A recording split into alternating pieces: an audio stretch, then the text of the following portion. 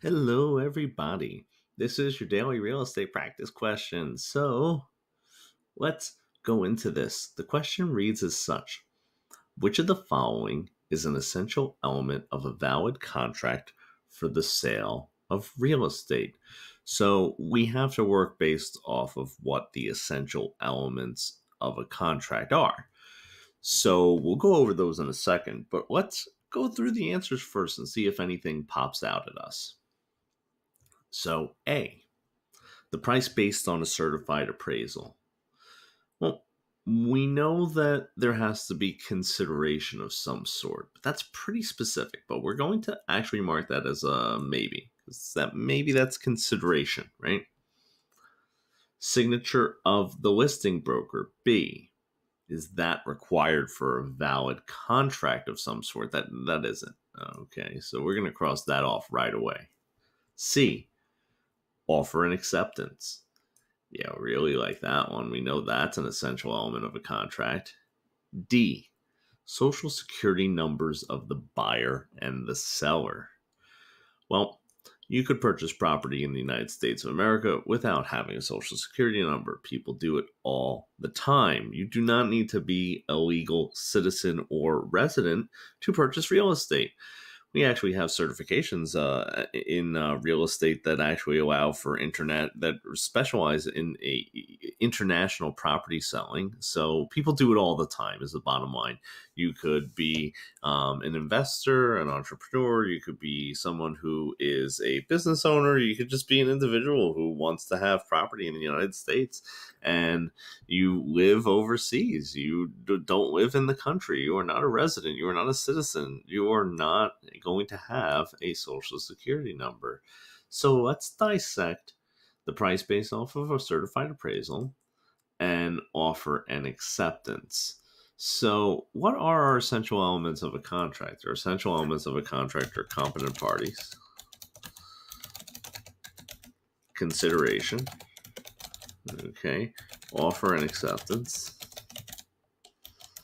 okay, and legality of the object. Okay, so purchasing. So let's check off some boxes here. Purchasing real estate, yeah, legality has been met.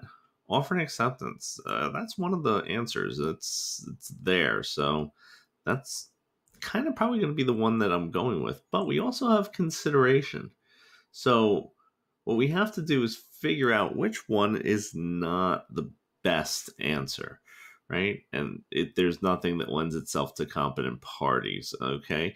Maybe D, you would have said, hey, the social security number mean that you, if you're a legal resident or a legal citizen, does that go to competent parties? But that does not. So that's not needed. And B, we just know flat out that is not needed at all. Okay, so we could cross that out, and we've eliminated D. So price based on certified appraisal. Is this is this consideration? Now, you don't need to have an appraisal on every real estate sales contract. Now, if you are going to take out a loan and mortgage the property, you will, because the bank is taking the property as an asset, so you will. However, if you buy a property cash, there's absolutely no need other than the buyer wanting to protect themselves and make sure that it is of the value. Okay. But I had a cash deal maybe about 4 or 5 months ago that there was no appraisal done. They pretty much knew what it was. They were pretty confident in it. So that is not consideration. Okay.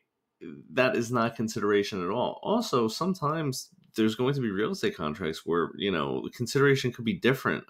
So again, price based off of the certified appraisal, don't need that, because actually they've sold. I have seen people sell properties with using cryptocurrency and Bitcoin. So sometimes they wouldn't have a price in there as consideration. They would have the amount of the Bitcoin or the cryptocurrency.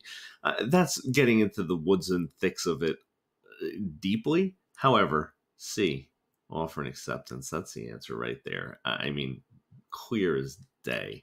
There is no other doubt in my mind that there could be another acceptable answer in here if we know what the essential elements of a contract are. All right, guys, have a great one. See you tomorrow.